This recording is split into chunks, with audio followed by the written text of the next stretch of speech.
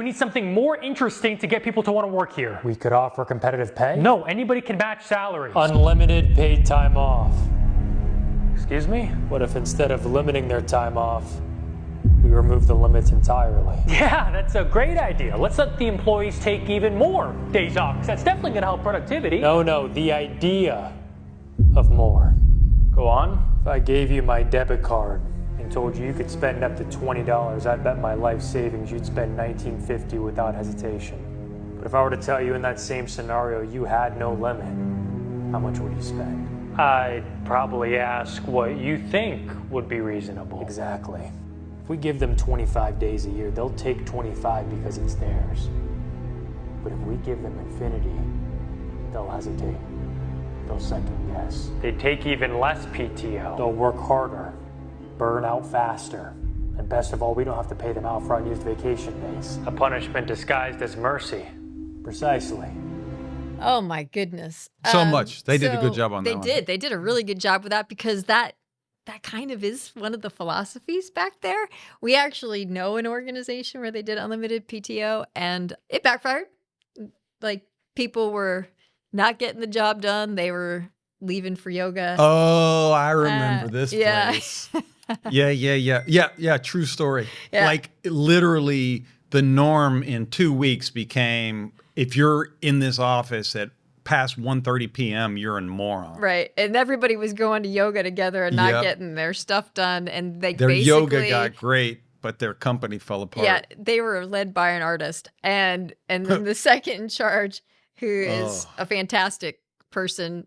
I'm not saying that the artist isn't a fantastic, but the second in charge doesn't have a hard time Nope. with boundaries. And so she had to yank it all back. Yanked it back. And then, like, they basically all quit. Yeah, and she took over basically the company. Yeah, I think that was after when this. she essentially kicked him out of. Pushed him out. He's a figurehead only. Yep.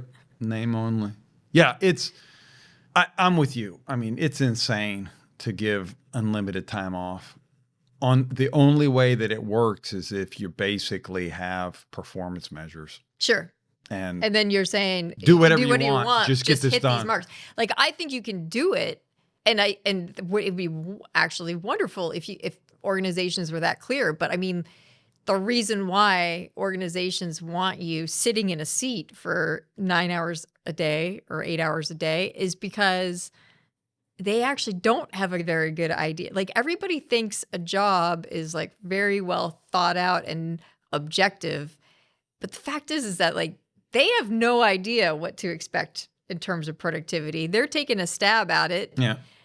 And that's the reason why they want to be able to have eyes on you. But if you have a company and you know exactly what you want to get from people, and I mean, that's kind of like the project-based work. If you know exactly what you want to get out of people, then then have a deadline, but don't care about when they do it. You don't care if they're doing it in their underwear or you just do the job and meet the deadline. Yeah, if you can do that. If you can do that. That's project-based. If you can do pay for performance or whatever, project-based work, that's real word now, whatever. But if you can do that, you don't have to worry about this, because it can be just come in when you want, do what you want. But there's a lot of places that you can't do this. If you run a Jimmy John's, and we had a friend of ours who owned multiple Jimmy John's, the store opens at 11. Right. And it doesn't close until 11. Yeah, and that is another wrinkle on it, is like there have been other companies who have tried something similar, and it would only work for some members of the organization because the other members had to be there. Like, they were serving customers. Yeah. And customers need a schedule that they can count on. Yeah, that's right. Yeah, I mean, one of the quirks there's a couple quirks, but dentists in America, dentists are more like plumbers in that they make money if they're drilling. They're not, it's completely different for most people. Your health insurance is different than your dental. Your dental are much more, they own the place. They're trying to make it work. There's been a lot of, conglomerates that have bought in. But basically, the better the dentist, the less likely they work on Friday. And so if you want to get anything done of your teeth on a Friday, you're going to the B team. You're going to a conglomerate owned by private equity. That's basically a dentist farm that takes like a new dentist and tells them they need to sell the daylights out of things. Yep. And you're getting probably the next time you go there, it'll be a different dentist. Yeah. Because they'll be gone. Right. And so I'm back to this thing of the place that Cindy referred to with the unlimited PTO. They had no performance measures in place. And within 2 months, the company fell apart. So much so that they put the guy whose idea it was out to pasture. And the number 2 who had to unwind it took over the company. And if there's not a clear performance measure, you can't give people unlimited time off. And what they're getting at in this video is what it's a ding on, I think, I can't remember if it was Netflix or that did the unlimited PTO. I think it may be Netflix. But the ding on it is that basically then you're not having a commitment. Because, I mean, I do say this too to employees, because a lot of employees do feel bad about taking time off. Like I just got into an argument with a board member about this because my survey showed that like they're not getting any cognitive breaks. And he's like, oh, well, you know, like leaders are different kinds of people. And like the guy is super nice. So he just really believed that. And I'm like, no, they're not. They're human beings. And the science is pretty clear. Everybody needs breaks. Yeah. But so we're usually fighting with people to take time off. Yeah. Not that they're taking so much time off. Yeah. And like I'm saying, like, look, this is actually a perk. This is one of the benefits. Has value. It's part of your pay package. It does belong to you. You should take it. Yeah. And they're saying, and so, you know, the joke on this one is by not giving them a specific amount, then they don't feel entitled to a specific amount. But I would say be very careful about assuming that. Yeah. Because they may. Yeah. Well, it's interesting. It is extremes because the one company we know that did give unlimited PTO, they were like, got it and took it. I'll take it. And then all the companies we're in that have a set limit, like we can't get these people to take time off. But you're talking, I mean, your point was a good one. We've made this on this podcast, but your point of your average employees never burn out. It's only your great employees because average and below, they are not going to allow themselves to get exhausted. And your awesome ones, they're going to. The ones who identify, they're going to. They take the organization's success. Yeah, I can't leave. Who's going to do this and we try to talk people out of this constantly and get them to take their time. Yeah, because it's not good in the long run. Yep. All right. Enough on that.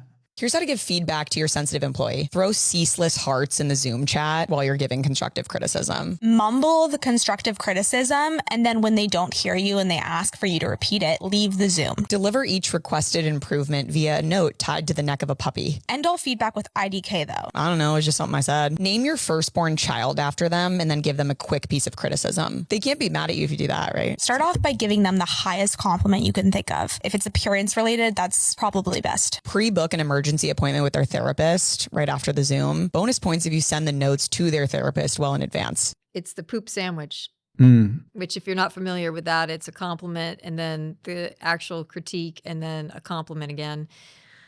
And people do that because somebody misdirected told them to do that probably, but yeah, they didn't read my dissertation. They didn't read your dissertation. And it's probably a little bit just fear about giving feedback. Sure. Go ahead. You knock the rest of this out because this is. To me, it's straightforward. See my dissertation. You'll be the only person who read it. That's not true. You read it? Yes. We've had this conversation before. You read my dissertation? Yes, I have read your dissertation. Huh. You know, I couldn't understand yours. You read it, though. I know. I couldn't understand it. I was like, it's perfect. It's definitely perfect. Give your feedback. See my TED Talk. Yeah, that's a good one. Don't do the sandwich. Tell people what you need to tell them. It's in everybody's best interest to be able to absorb feedback about their performance. My pet peeve is when employees weaponize their HR departments and they run to their HR anytime their performance is bad. And they say, this is unfair. I can't believe they said this. And so if you're an HR person and you're listening and a lot of employees are running to you, there's only two things that are happening. Either thing one, something dreadfully wrong is happening in your company with retaliation, and you should investigate thoroughly. Or thing two, you are the problem. You are babying the employees, and you're making it so that the managers have to pull their punches and do some of the goofy crap that the two women in the conversation were talking about. I would just say that if you send criticism attached to a puppy, I'm going to pay attention to the puppy, and I absolutely will not notice the criticism. Right. And that's the sandwich. I know. You tell me two things good and one thing not I know. good. But honestly, I think I'll take the two. I'm going to round down.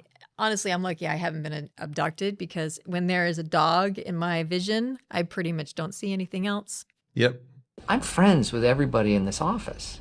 We're all best friends. I love everybody here. But sometimes your best friends start coming into work late and start having dentist appointments that aren't dentist appointments, and that is when it's nice to let them know that you could beat them up. Friends with your boss. I think you should be friendly to your boss for a nice work environment.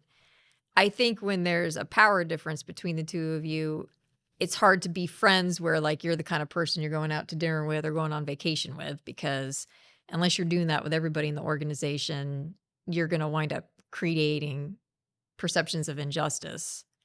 But friendly, I can definitely say yes. Yeah, it's tricky. We work in a place where the number one and number two are best friends, and it has a lot of upside. Their life is awesome. I think that that's a little bit different, because even though they're technically number one and number two, they're almost kind of co. Yeah, a little bit. Yeah. But it's easy for people to feel like they're not part of that, because they're not. And it's also easy for people to feel like this person is getting away with things that nobody else could get away with. Yeah, we generally tell people don't run away from your friendships. People are going to figure it out anyway. And you spend a lot of time at work. And so, I mean, these kind of bonds. I don't disagree. Friends at work. Yeah. I think you do have to be careful. And I think it's a certain type of friend that you have to evaluate and decide whether or not you can actually have them work for you. Yeah. You know, if it's somebody who, you know, has their act together, it works out great. If it's somebody who can take feedback and has their act together, you know, like there's a certain criteria, but I get into that on one of the podcasts that we do. Okay. There's a episode on Mamie's podcast where I get into that more deeply. But yeah, I mean, there are some parameters. I don't think everybody you're friends with, I don't think your friend coming up and being like, hey, I need a job. And you're like, okay, I like this person, even though I don't really want to work for them or with them. I mean, like, don't do it. Yeah, it's been a long time, but one of our early clients, they grew and grew and grew. And so the owner hired his friends and his family. Which is what people usually do in the beginning. And as they kept getting busier and busier, they started arguing because, you know, problems and conflict. And when he came to us for help, he basically is like, I don't have any peace because all at work we're arguing. And then when I go home, it's the same people at my home and we're arguing, because it's like there's no boundary. I brought my whole network into this. Right. Yeah. So, I mean, you know, we're pro because, again, you do spend most of your life at work. And so it's good to have positive relationships. But taking it from friendly to friend is different. And there are times where you're most likely, the people who are most likely to bet on you are going to be your friends and your family. And you have to do that for a while. But you definitely still want to be careful about who you're choosing.